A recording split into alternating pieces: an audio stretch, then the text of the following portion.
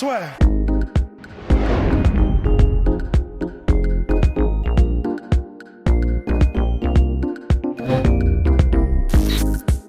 Mon cher Podom's, aujourd'hui, je voulais parler avec vous de Larry Holmes, parce que je me suis refait un 30 for 30 d'ESPN sur le combat Holmes-Mohamed Ali, et il n'y a pas très longtemps, on avait reçu aussi un espèce de commentaire là-dessus.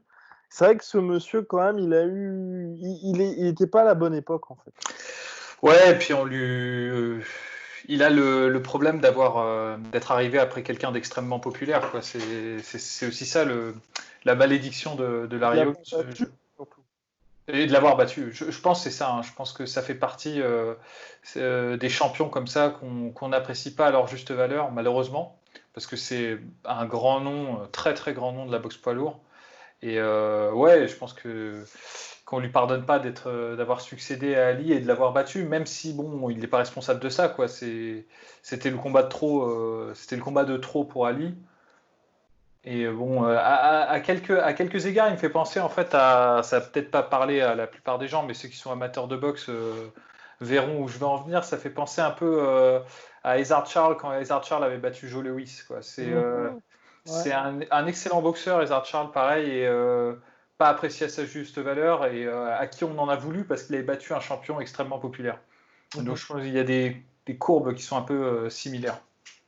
Et tu penses que ça se joue à quoi, ça, justement? Le fait qu'ensuite, il y a eu ce fameux combat contre Mike Tyson qui, là, l'a définitivement enterré. Il y avait aussi, c'était contre qui? Il avait perdu contre qui aussi 2 fois de suite? Le mec qui avait tenu un round. Michael Spinks. Voilà, oui. On confond toujours avec... qu'on confond avec Léon Spinks, qui a battu Ali d'ailleurs aussi. Ouais. Mais non, mais ça c'est vers la fin, quoi. C'est plus son prime déjà, parce qu'il a eu un règne excessivement long. Je crois qu'il est presque arrivé à 49. Je crois qu'il a échoué à faire. Il avait 48-0 et sa première défaite, elle arrive à 49. Mais oui, c'est ça, c'est à partir de 38 piges, je crois qu'il a commencé à. Ouais, parce que c'était virtuellement. Alors il est moins connu parce qu'il n'est pas culturellement. Enfin, il n'a pas eu un impact culturel important, mais c'était un boxeur. 48-0. Ouais. 48-0. C'était ça. Ouais. C'était un boxeur proprement impeccable. Enfin, c'est-à-dire au niveau du style, peut-être un des meilleurs jabs de la boxe poids lourd, de bons déplacements. Enfin, c'était un excellent combattant. Il avait été longtemps le sparring partner de Mohamed Ali et de Joe Frazier aussi. Donc voilà, automatiquement, c'est sparring partner de Mohamed Ali et de Joe Frazier. T'apprends à boxer par la force des choses. Et ouais, c'est propre. Hein. Je veux dire, faut regarder. Faut regarder son combat contre Tyson. Alors que lui, il revient, il est fatigué et tout. Ça faisait 2 ans qu'il était à la retraite. Ouais, c'est ça. Et bon, Tyson a son meilleur aussi. Mais sur les premiers rounds, rien que sur le déplacement, après, il fait pas grand-chose, mais il neutralise quand même. Juste neutralise. Hein. C'est pas, il marque pas des points et tout, mais sur les premiers rounds, tant qu'il arrive à bouger et à désaxer, il neutralise l'agression de Tyson. Et c'est impressionnant à voir, quoi. Donc c'est un boxeur exceptionnel. Moi, un combat que j'aime beaucoup, parce que c'est pareil, un combat entre deux boxeurs, entre lui qui n'est pas reconnu à sa juste valeur et un autre boxeur poids lourd, pareil, qui à mon sens est cruellement sous-coté, c'est contre Ken Norton. Eh oui, oh là là. Ouais. Pour la ceinture, c'est pour le titre, justement. Ça, ouais. Et c'est un très beau combat, excellent combat. Norton, quand même, faut lui rendre ça. Il a donné des matchs extrêmement difficiles à des boxeurs exceptionnels, quoi. Il a même peut-être n'a-t-il jamais perdu contre Ali. Hein. Ça se défend. Non, mais c'est très très dur et c'est des guerres et bon, ça fait partie de la légende, quoi. Mais son combat contre Larry Holmes est très très bien aussi. Alors, j'ai plus tous ses pour le coup, lui maudit, hein, parce que je crois qu'il a perdu tous ses combats pour le titre. Parce qu'il s'est fait déchirer par Foreman. Ouais, en revanche, il est passé par la case Foreman. Je sais plus après, il a une carrière un peu comme ça, mais c'était un très très bon boxeur, quoi. Je veux dire, le mec, dans son premier combat contre Ali, je crois qu'il lui pète la mâchoire et tout. Enfin, ouais. C'est pareil, avec un style que moi j'adore personnellement, c'est la cross guard et c'est un style à l'ancienne, quoi. C'est un style assez old school qu'on voit plus maintenant aujourd'hui. Le dernier que j'ai vu faire ça un petit peu, c'était, mais alors vraiment légèrement chez les poids lourds, c'était Derek Chisora Mais Derek Chisora, il ressemble un peu plus à. Parce que Frazier aussi faisait la cross-guard, mais c'était plus en fait quand il se relevait de ses esquives, il se protégeait dans son mouvement de remontée en fait. Et Chisora fait ça, alors que. Enfin, faisait ça, parce que je sais plus s'il le fait encore maintenant, mais j'avais vu ça 2-3 fois. Et alors que vraiment, Norton, c'est plus le style un peu à la Archie Moore, quoi. Et c'est assez classe. Hein. Moi, j'aime beaucoup personnellement. Eh oui, eh oui, eh oui. Et Une autre époque. Larry Holmes aussi, le truc, c'est que c'était quelqu'un qui aussi était assez amer, en fait. Je pense que c'est une des raisons pour lesquelles les gens l'appréciaient pas trop, c'est parce que quand il prenait des... Il avait conscience qu'il n'avait pas la popularité, Ouais. et ça l'emmerdait un petit peu. Ni Et même le phrasé, hein, aussi. Hein. Et oui, et comme c'était quelqu'un quand même c'était d'ailleurs, c'était quelqu'un Oui. c'est quelqu'un d'assez intelligent. Et non, mais je veux dire quand il était plus médiatiquement, je veux dire sur le devant de la scène, Ouais, il avait toujours des phrases un peu, des punchlines un peu dures et un peu qu'on jugerait aujourd'hui politiquement incorrect. Par exemple, il a une phrase moi qui m'a toujours beaucoup amusé que j'aime bien, c'est extrêmement difficile d'être noir. Vous avez déjà essayé? Moi, j'étais noir quand j'étais pauvre, c'est extrêmement dur. Et il a des phrases comme ça, des punchlines qui, à mon avis, passaient pas trop dans le contexte aux États-Unis et tout à ce moment-là, quoi. Donc c'est ça. Et puis il fait la transition finalement avec Lair Tyson, c'est ça. où il a là pour le coup complètement été éclipsé par l'étoile montante Tyson, quoi. Complètement. Et puis pour le coup, il voulait pas non plus affronter Ali. Enfin, lui infliger cette véritable rouste. Bah oui, mais bon, en même temps, je veux dire, il allait pas se laisser battre non plus. Ce qui est terrible, Exactement. c'est qu'il voulait pas que ça se termine comme ça, parce que presque, il en est presque à supplier l'arbitre d'arrêter le combat, quoi. Genre, Complètement. Bah, et puis il a même pleuré dans les vestiaires après. Hein, ouais, donc, oh. ouais. Non, non, bah bon, bah d'ailleurs, c'est une recommandation, hein, mais regardez les combats de Larry Holmes, parce que moi, si j'avais un top 5 de la boxe poids lourd à Oh faire, ah bah moi, je pense que Larry Holmes ouais, est dedans, quoi. tu le Ouais. mets là. Bah vite Je fait. sais pas, moi j'ai toujours un peu de mal, on en avait parlé avec les mecs qui intrinsèquement méritent effectivement d'être tout en haut, mais quand t'as pas eu, tu sais, soit de rivalité ou soit que t'as écarté des mecs, ou que t'as vraiment, tu vois, tué une catégorie parce que t'étais en place. Là, le problème, c'est que bah, il a battu Ali quand Ali était vraiment sur la fin, et ensuite il s'est fait déglinguer par Tyson quand Mais Tyson était aussi dans son point, mais c'est pas de sa faute. c'est après le combat contre Tyson. Parce là, j'ai pas les noms en tête, mais il a battu quand même pas mal de gens assez bien classés. Il me semble qu'il a eu un combat très médiatique. Alors, attention à vérifier. Je sais pas si je suis en train de dire une bêtise, mais je crois que c'est Jerry Coney Et qui puis il fait. a perdu les deux contre Spinks aussi. En fait, c'est ça le truc. C'est que tu as ce petit côté, on va dire les gros noms laissent un petit goût.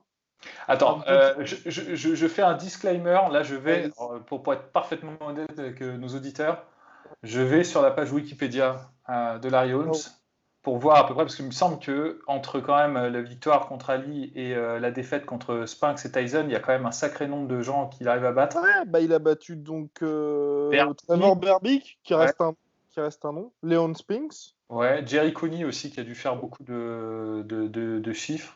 Ouais, Il a dit Ken Norton. ouais, t'as raison. En fait, le truc c'est que il y a peu de noms exceptionnels qui sortent du lot, mais ça on peut pas lui reprocher quoi. C'est pas de sa Sérieux. faute. Non, Ouais, c'est ça. Mais en fait, ouais, c'est ça.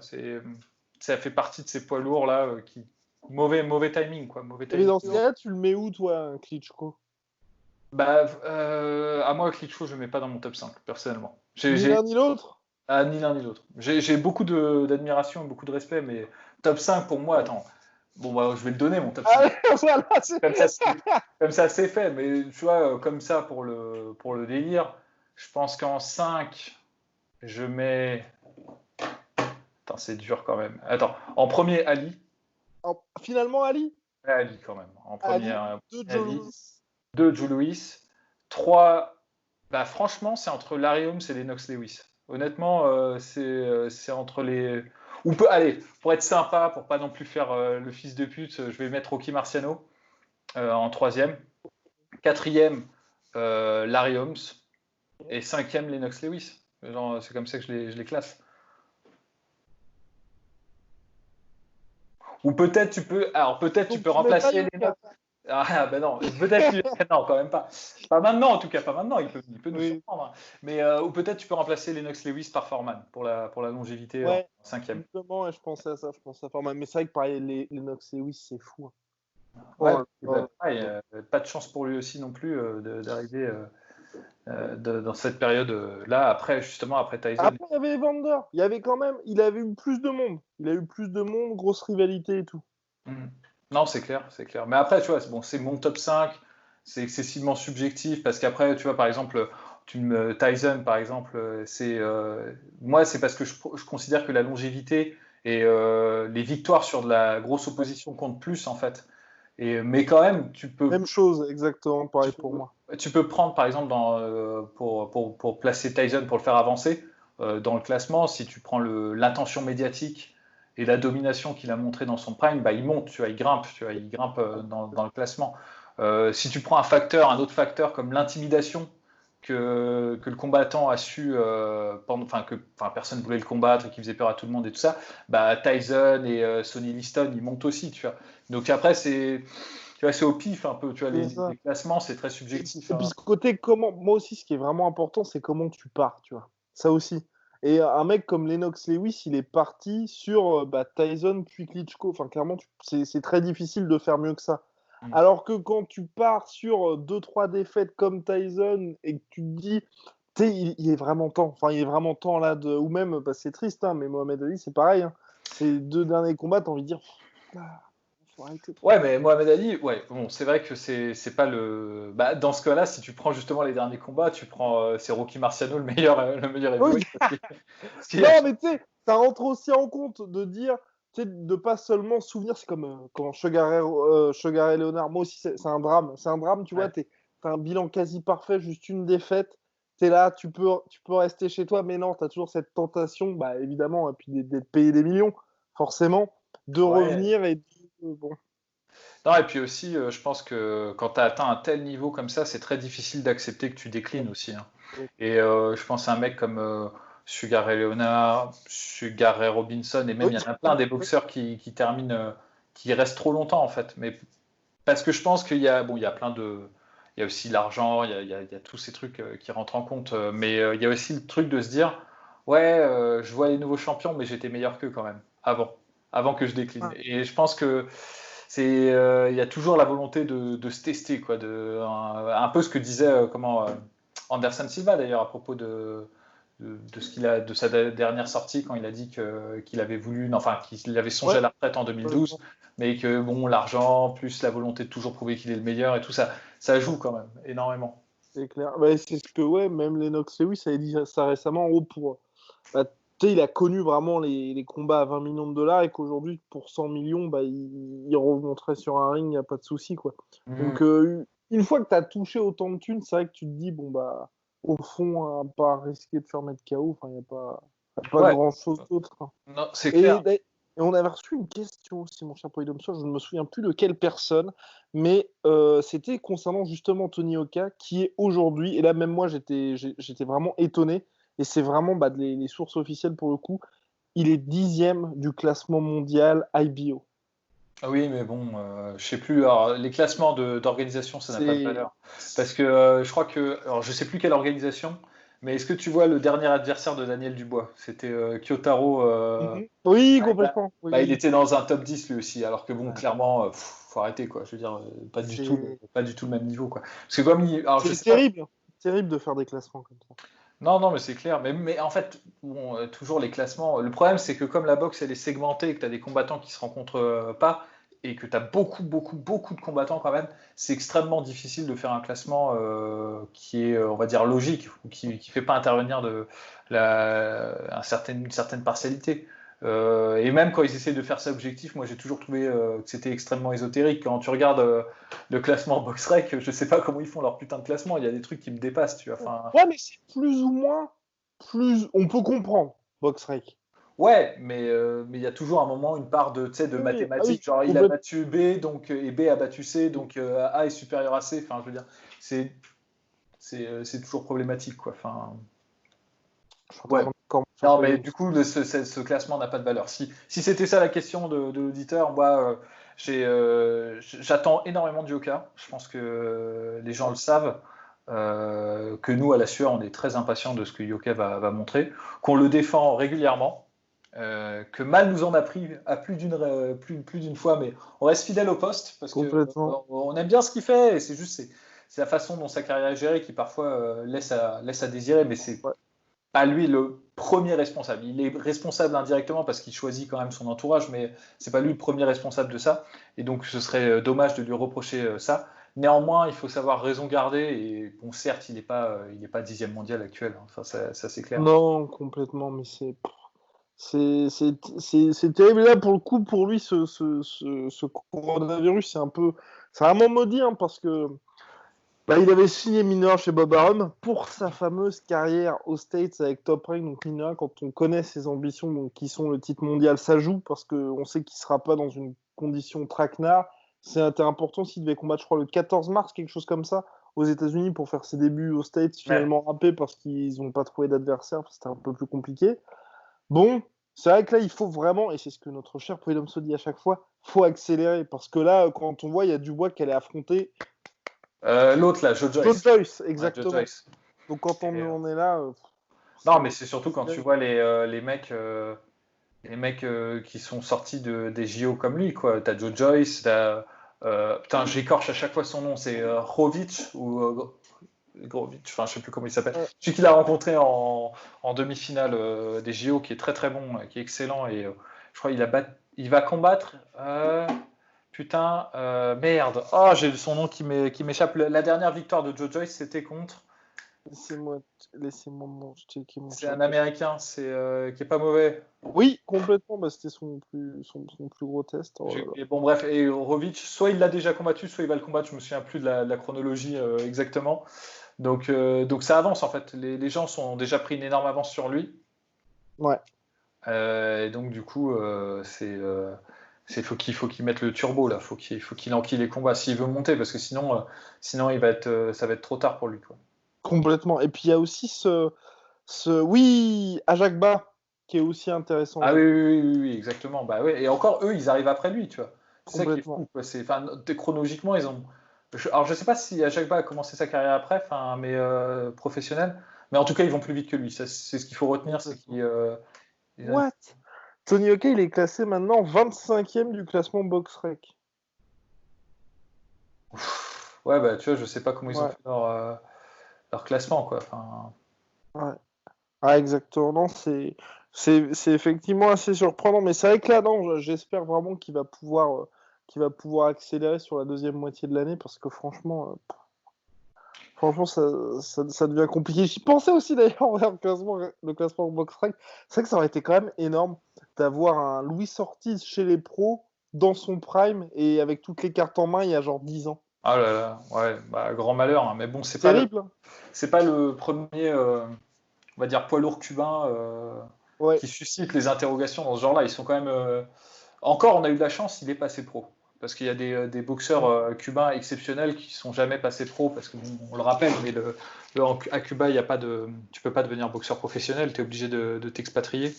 Et il y a eu des boxeurs sur lesquels on est passé à côté, enfin, ceux qu'on connaît, quoi, Teofilo Stevenson ou Félix Savon, tu vois, c'est des grands boitifs de la boxe poids lourd. Et c'est vrai que au moins on a eu quand même. Il fait à 40 piges officiellement là. Ouais, c'est incroyable. Oh là là. Donc du coup le nom m'est revenu, c'était Brian Jennings, et je crois que Rovic était programmé pour le combattre, mais je suis plus sûr maintenant. En fait, peut-être j'ai dit une énorme bêtise. C'est à prendre entre parenthèses. Il me semblait avoir vu passer qu'il devait le combattre, mais je sais pas. À vérifier, à vérifier. C'est ce qui est bien, mineur. J'aime bien avec Joe Joyce le fait qu'il soit quand même entre guillemets assez âgé et pas trop attendu.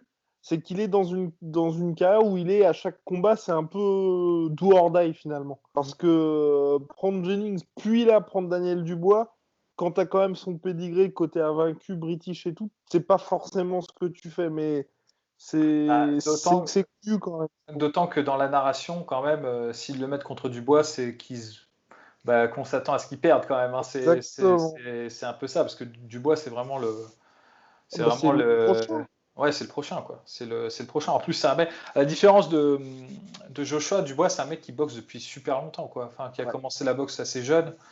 Et enfin, je crois, hein, je crois, hein, à vérifier, mais il me semble hein, quand même, parce que Joshua a commencé sur le tard, lui plus jeune.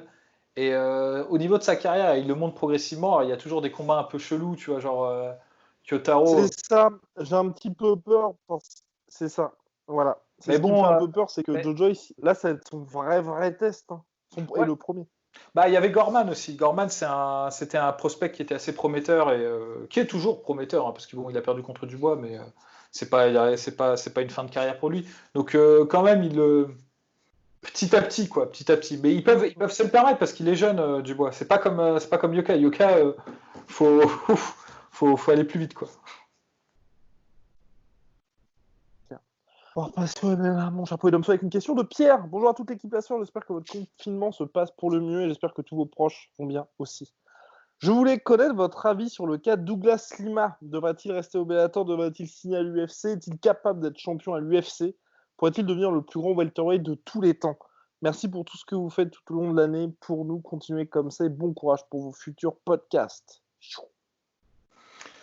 Ah bah Oh, Douglas Lima, on l'adore. c'est une longue histoire d'amour, hein, la sueur et Douglas Lima, on le kiffe bien, on le considère, je pense à juste titre, comme un legit top 10 welterweight, qui a fait une très belle année là, excellente année, avec des victoires coup sur coup sur Koreshkov, Koreshkov, euh, MVP, puis MVP, Rory McDonald. Rory McDonald. Et bon, avant, il y avait eu la petite défaite contre Rory McDonald, mais il y avait eu quand même la victoire sur Larkins et sur Paul Daly. Donc il commence à sérieusement peser hein, dans le game. C'est un combattant qui a un très bon striking, d'excellents low kicks et qui maintenant commence à être très difficile à déborder en lutte et très difficile à prendre sur ses. Enfin, il commence à vraiment à restreindre les fenêtres d'opportunité pour le battre. Et ça c'est ouf. Et maintenant, moi, je pense que bon, il a son combat contre Musashi, qui est un peu, c'est un peu la dernière étape en fait C'est ça. au Bellator. Si jamais il bat Musashi, parce que attention, hein, c'est pas fait. Hein, Musashi, c'est quand même un très très gros morceau. En plus, dans la catégorie supérieure. Hein. Voilà, on sait ce que ça a donné pour Rory McDonald, donc Exactement. Ouais. faudrait certainement pas vendre la peau de l'ours avant de l'avoir tué, mais si jamais il le fait, il n'y aura plus rien à prouver au Bellator. Et il faudra faire Non, mais il aura fini le jeu. Hein, Bah, c'est clair, et donc là du coup on n'aura plus qu'à attendre, je sais pas quelle est la nature de son contrat au Bellator, s'il a un nombre de combats qui est déterminé, mais ce qui serait bien c'est qu'il aille à l'UFC, quoi. Je veux dire là, on attend que ça. Moi, franchement, je serais curieux de le voir face au mec du top 10 à l'UFC, ça peut être très intéressant. Il y a, pareil. il y a un Parce que combat, surtout, vas-y. il Ouais. y a un combat notamment que j'aimerais bien voir. C'est pas forcément un combat pour le titre, mais c'est une opposition de style qui m'intrigue. Ce serait contre Thompson en fait. Parce qu'il a déjà battu MVP, qui a un style un peu similaire hein, que Thompson, qui vient du karaté à la touche, quoi. C'est un peu, ça ressemble. Mais Thompson, à mon avis, c'est le grade au-dessus, quoi. Il est plus affûté, il a rencontré des meilleurs adversaires et tout. Donc, je pense que ce serait un super duel entre les deux, quoi. C'est clair. Non, et puis surtout, moi, j'ai toujours un peu de mal avec ces Enfin, je suis hyper content parce que j'adore Douglas Lima. Je suis tout content qu'il ait remporté le tournoi et son $1 million pour être payé. Parce que bah, il est pas spécialement, c'est pas le gars qui va faire des grosses sorties un peu à dire moi je vais taper machin, moi je vais machin. C'est vraiment le gars qui fait le taf dans la cage. Mais quand tu es au Bellator, je trouve ça toujours compliqué de pouvoir te classer, tu sais, mondialement et de dire bah où est-ce qu'on peut le mettre objectivement? Parce qu'on en parlait il y a quelques temps avec Ryan Bader. Est-ce que quand tu es champion au Bellator, est-ce que tu es top 5, top 10 UFC? Et c'est vrai que pour une catégorie welterweight où tu as quand même du monde, toi tu le mettrais où? Tu le classerais C'est comment? chaud parce elle est vraiment relevée Ouais, la catégorie welterweight. Mais néanmoins, la catégorie welter du Bellator, elle est ouf aussi. Hein. complètement. C'est juste, à mon avis, juste un cran en ça en fait de la catégorie de l'UFC. Mais c'est une des catégories où la compétition, je pense, c'est le niveau de compétition est le plus proche Mhm. avec l'homologue UFC. Euh, je...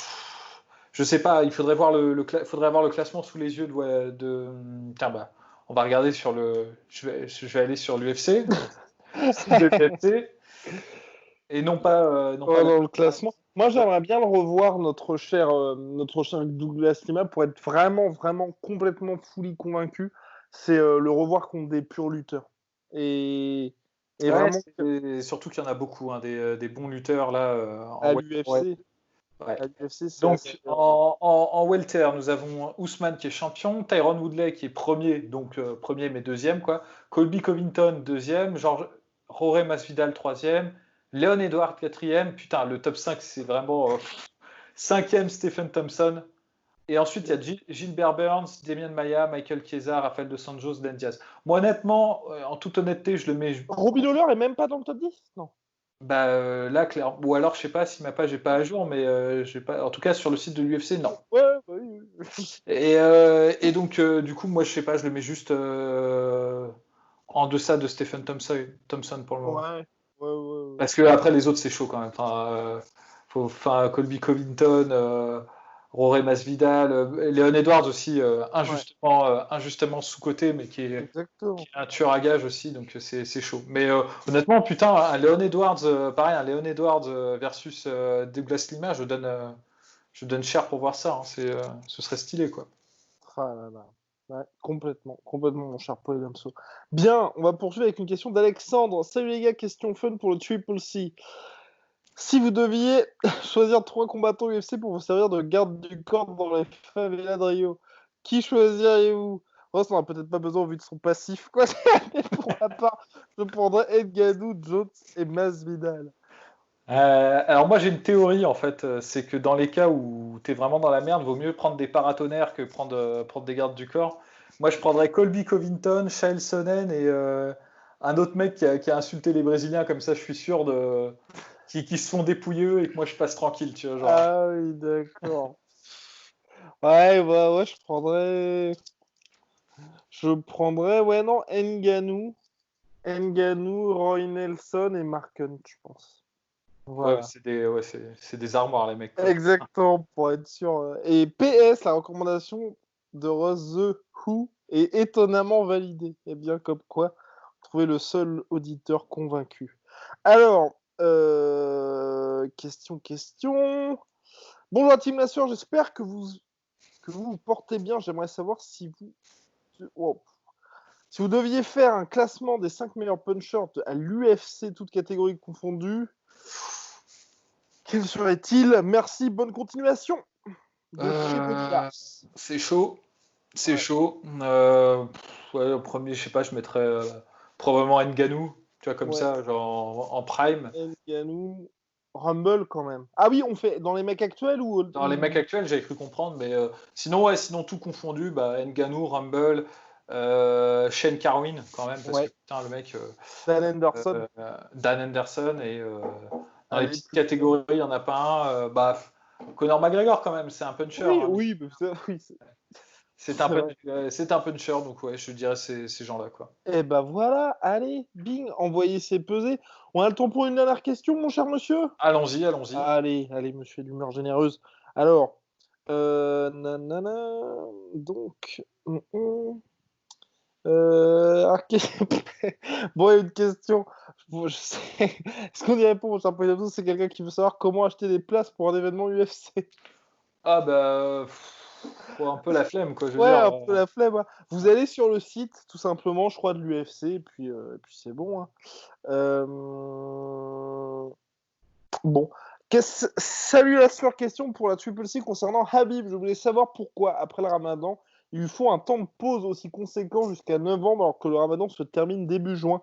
Merci pour le taf que vous effectuez. Faites-moi une petite dédicace, je serai heureux. Donc c'est Kamel qui nous pose la question. Bah, honnêtement, parfois, il faut savoir dire quand on sait pas. Moi, j'ai pas la réponse. Je sais pas ce qui C'est pas explique. jusqu'à novembre, c'est jusqu'à septembre. Et ce qu'il a dit, mon cher Polydomso, c'est qu'en fait, il lui fallait 45 jours après la fin du ramadan, donc qui est, je crois, fin mai, pour être full blast. Donc en gros, c'est vrai que tu vois, bah, tu mets 45 jours après la fin mai.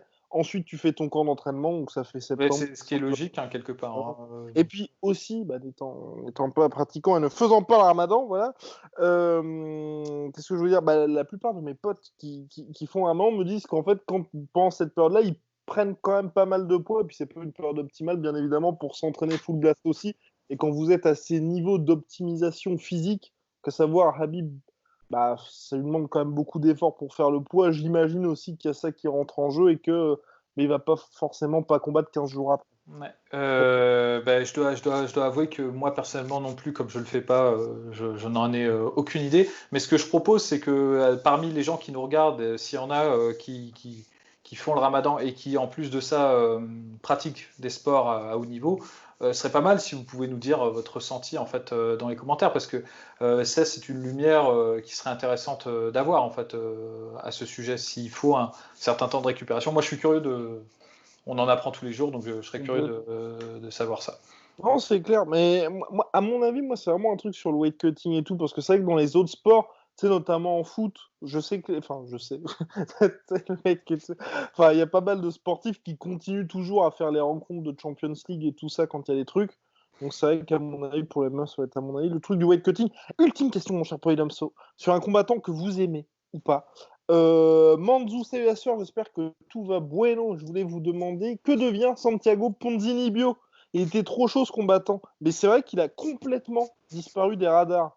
Ouais, pareil. Enfin, on sait pas, je crois. Je sais pas, ouais, je sais pas pourquoi, mais c'est vrai que là c'est là où on aurait besoin de Rust, qui aurait toujours la petite info qu'on n'a pas à ce sujet, parce que c'est vrai que ça c'est un grand mystère.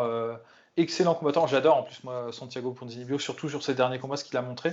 Il me semblait qu'il avait proposé là Ouais, de revenir de complètement. revenir, mais c'est la, enfin même quand j'ai re-entendu son nom, je me suis dit ah putain c'est vrai que qu'il y a Santiago Ponzinibbio et que c'est un des meilleurs. Il est même pas dans le classement top 10 alors que bah, c'est un excellent combattant quoi. Je veux dire mais c'est fou hein, enfin vrai et je ne connais pas la raison de Peut-être, son peut-être. J'ai peur qu'il soit tombé pour l'USADA. Alors là, c'est pas du tout Guillaume qui dit que le mec est chargé, mais comme ils ont, l'USADA, une nouvelle méthode de communication, à savoir où ils disent qu'il y a une suspension, une fois que le mec a purgé la dite suspension, alors qu'avant, c'était justement, tu sais, ils annoncent que tu es suspendu, machin, donc tu as un silence radio comme a eu Paulo Costa, où justement, tu vois, pendant 6 mois, il devait faire le combat contre Romero, c'était en mars dernier, finalement, si c'était pas fait, t'es pas au courant, et puis ensuite, on me dit, ah bah ça y est, il a accepté son truc, il a purgé sa suspension de 6 mois. Donc peut-être qu'il a eu un truc comme ça, mais sinon c'est bizarre parce que c'est vrai que généralement les combattants, quand ils ont des blessures, ils communiquent dessus. Donc ouais, non pareil mystère. Bah, c'est... là c'est dommage là ça fait deux questions auxquelles je ne peux pas répondre et en fait je serais très curieux aussi de savoir la raison en fait la raison du Mm. Bref, la sueur devient inutile. comment. Bon, j'ai employé l'obsto, les recommandations. Là, par contre, on va se rattraper, je pense. Bah là, il y en a deux qui me sont tombés dessus quand même. Ça tombe sous le coin du bon sens. C'est l'UFC qui est d'humeur généreuse en ce moment. Ils ont mis en ligne le combat Rory McDonald, Robbie Lawler 2. Donc même si vous l'avez vu, il faut le revoir. Non, mais oui, c'est un classique. Ça, Ouais, mais c'est clair. C'est clair. C'est un des plus beaux de tous les temps. Enfin, franchement, ouais, c'est un des meilleurs combats, même techniquement. Et puis, enfin, je veux dire, c'est la folie ce combat. Donc là, en plus, vous pouvez vous le mettre en 1080, enfin, HP, tu vois, même plus, tu vois, genre, en bonne qualité, sans vous faire chier à le trouver. Enfin, c'est sur YouTube, c'est gratos.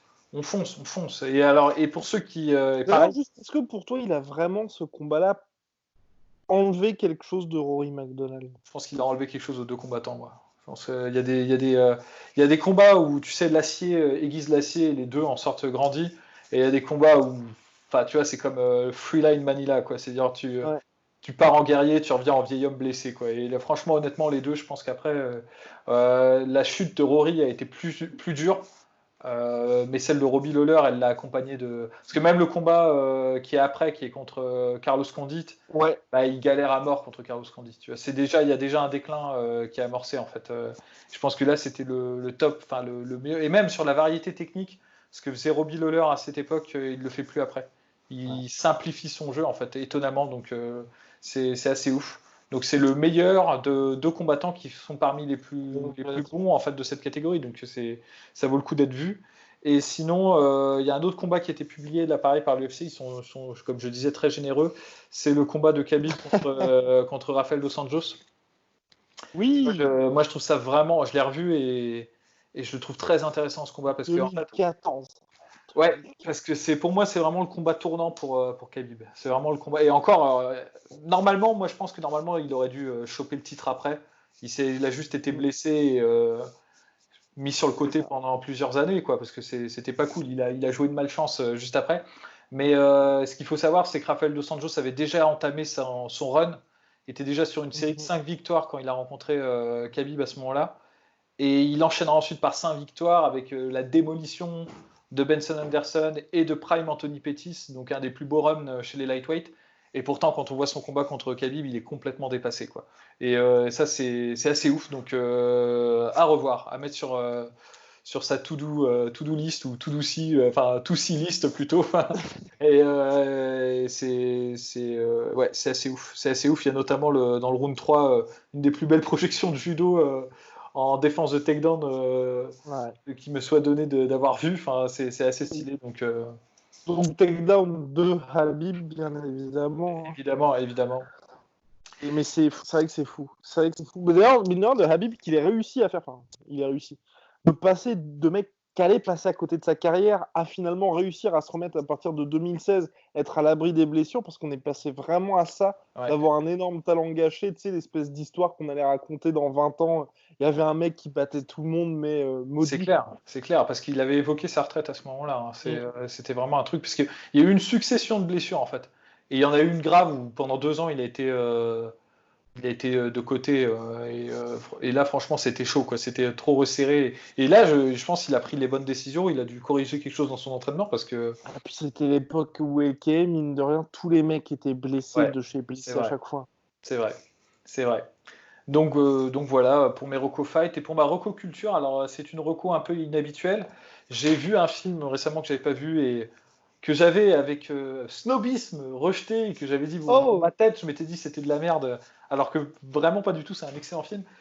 Et du coup, ça va peut-être paraître complètement con pour la plupart des gens parce qu'ils l'ont peut-être déjà vu. C'est Candyman, le film d'horreur. Ah oui, oui, oui. Et moi, je m'étais dit, en fait, c'est un slasher, tu sais, genre Jason, quoi, tu vois, genre je vais me pignoler, quoi, c'est une pantalonnade, tu vois, genre, et en fait, le film, bon, déjà, il fait pas peur, c'est pas un film qui fait peur, mais c'est un film qui te fout mal à l'aise, qui est très bonne ambiance, très bien filmé.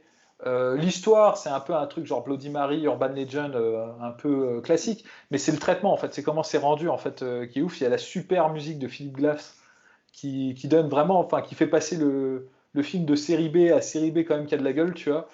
Et t'as la prestation de l'acteur qui joue justement le Candyman, qui est archi stylé dedans. Tony Todd. Tony Todd, qui a un charisme de dingue, on le voit genre quelques secondes à l'écran, mais c'est une présence, quoi. Il a de la classe, il a une voix, il est unique. Je crois qu'en termes de boogeyman, comme ça, dans du cinéma d'horreur, il n'y a que lui qui est comme ça, quoi. Il y a ce côté un peu nonchalant, suave, mais en même temps très inquiétant et très troublant. Et il y a Virginia Madsen, qui j'avais oublié à quel point était belle cette femme, donc ça ne gâte rien. Donc excellent film, je le recommande. Ils vont faire un remake là en plus avec. Oui, avec c'est quoi, Jordan Peele. Qui réalise ou qui produit? Alors je sais pas s'il produit. Parce que moi c'est toujours, tu sais, les petits trucs de la petite carotte quand t'as un mec. C'est comme Luc Besson, ouais. Produit par Luc Besson, ouais. Ou comme, c'était quoi? C'était Tarantino qui avait fait ça avec le. Les Robert Rodriguez, là. The Man with the. Non. Ah oui, The Man with the Iron Fist voilà. du mec du Wu-Tang Clan, là, qui avait. Exactement. Mais ouais, alors je sais pas. Si c'est Jordan Peele qui réalise, moi je serais très curieux parce que bon, même si je suis pas emballé par cette hype autour de Jordan Peele, c'est quand même un mec qui, enfin, il sait faire, quoi. Il sait clairement faire et donc du coup, comme le script est déjà fait, ce sera très bien. Bon, je pense que si c'est Jordan Peele qui le fait, ce sera forcément surcoté. Parce que, comme je le dis, il y a une espèce d'énorme hype autour du gars. J'aime bien, hein, je trouve que ces films sont très bons, mais c'est Après, juste. t'avais vu Us? Moi, j'avais trouvé très très intéressant et pourtant, la hype était retombée par rapport au film précédent. Alors, moi, j'ai pas trop aimé Us, mais en fait, je trouve que c'est bien fait, mais j'aime pas. Tu vois, alors là, pour le coup, c'est subjectif, tu vois. En revanche, j'avais beaucoup aimé Get Out. Et du coup, je comprends pourquoi il y a un emballement autour du gars, parce que c'est vrai qu'il est talentueux et tout. Et puis, Mais c'est des idées intéressantes à chaque fois. J'aime bien. Et puis t'es surpris aussi. Oui, non, mais ça c'est clair, mais ouais, après c'est des goûts, hein, c'est les goûts et les couleurs, ça ne se discute pas, mais disons que, en tout cas, il est talentueux, donc ce sera pas un remake à chier. Comme en parlant de remake à chier, attention, là je vais balancer une bombe, mais alors putain, le remake d'Halloween, mais honteux, J'étais sûr que t'allais dire ça. honteux ce remake, honteux. J'étais sûr. Je l'ai. Alors voilà, mais à culpa ou non, je ne l'ai pas vu, mais je sais juste qu'il a cartonné au box-office américain et apparemment il y a eu des bonnes reviews, je crois. Mais je Parce comprends que pas. Jamie Lee Curtis est apparemment génialissime dedans. Ouais, faut arrêter quoi. Genre, faut Ah arrêter. ouais. Putain, tu regardes le John Carpenter, ça a de la classe quoi. Je veux dire, c'est ouf. Tu comprends pourquoi le film il a marqué parce que bon, il n'y a pas, c'est fait avec 3 chewing-gum, un bout de slip Ouais. et tu sais les moyens du bord quoi. Mais le truc il est vraiment bah, juste les cadres et tout, la façon dont il place sa caméra, la présence de Michael Myers. Enfin, c'est classe avec la musique. Enfin, c'est super angoissant. Là, c'est qui? C'est Danny McBride en plus. Enfin, c'est l'équipe de McBride qui ont fait le remake. C'est vrai, Tu oui. sens, putain, ça suppure par tous les trucs. T'as genre des vannes, c'est genre le père de famille, genre, ouais, je me suis mis du beurre de cacahuète sur la tub et tout. J'étais genre, mais qu'est-ce que je suis en train de regarder, putain, c'est pas vrai, tu vois. Enfin, et Et en il est plus de de retour, ça, Michael Myers? oui, mais c'est un papy. Alors ça m'énerve déjà. Ah oui. Alors, tu casses le. Tu déconstruis. En fait, c'est cette tendance-là des films de remake qui. Alors, c'est juste mon avis, hein, ça n'engage que moi, mais qui prennent des films qui sont des mythes. C'est des mythes fondateurs, tu vois. Genre, tu prends bah, Bah, Alien, de rien. Alien, Halloween, enfin, c'est des mythes, quoi. On t'explique pas Michael Myers. On te dit, en plus, dans le premier film, on te dit pas que c'est le frère de machin, et de Lois Strom et tout ça. On te dit rien. C'est ton imagination qui travaille. C'est une présence. C'est le mal incarné, Michael Myers. C'est ce que disait John Carpenter. Il veut pas une figure. Il veut pas humaniser son mal. C'est juste, c'est une essence, quoi. C'est un truc qui t'angoisse et tout.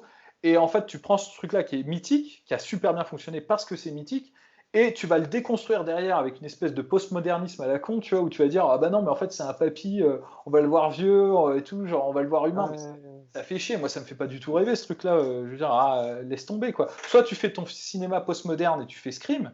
Je veux dire, tu fais Wes Craven, tu fais les mecs qui ont conscience d'être dans un film d'horreur, tu vois, qui te disent, bah ouais, t'as déjà vu ça dans tel film d'horreur. Donc tu joues la carte méta, mais à plein pot. Soit tu joues la carte mythique, mais tu restes pas le cul entre deux chaises en disant, bah ouais, mais c'est quand même Michael Myers, mais on sait qu'il y a eu tous les films avant, donc forcément, on va faire des clins d'œil à ces films-là. Enfin, ça m'énerve et j'aime pas ça. Et en plus de ça, il y a un truc qui me pète, pète les bonbons. C'est une tendance là, des derniers films de faire de chaque personnage masculin une espèce de demeuré. Et à la limite de l'incapacité mentale. Là, Oh, terrible. c'est le cul à 2 chiffres, mais avec une virgule au milieu. Quoi. C'est Oui, terrible. d'accord. Et ça, c'est insupportable. Et ça, c'est idéologique et ça m'énerve. Donc Ah, voilà. c'est vrai que c'est une petite tendance là que nous avons.